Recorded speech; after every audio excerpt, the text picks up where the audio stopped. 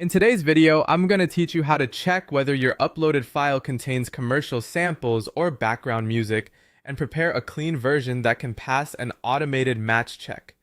If your upload gets flagged, one of the most common reasons is that the system detects music or audio elements that may not belong to your original recording.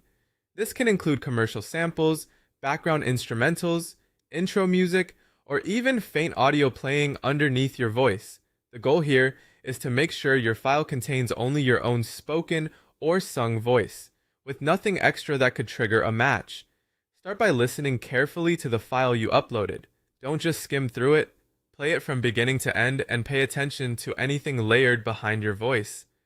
You're listening for background music, sound effects, loops, beats, samples, or any recognizable commercial audio. Sometimes these elements are obvious, but other times they're very subtle, especially at the beginning, the end, or during quiet pauses. Using headphones can help you notice details that speakers might miss. Once you confirm that the file includes anything other than your original voice, the next step is to trim the audio so that only your own spoken or sung vocals remain.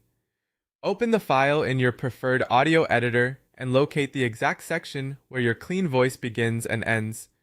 Remove any intro music, background tracks, or trailing audio that continues after your voice stops. If there's music underneath the entire recording, you'll need to use a version of the file that contains only the original vocal track. The important thing is that the final export should be just your voice, with no added commercial or copyrighted audio in the background.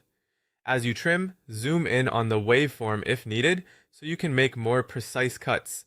This helps prevent leaving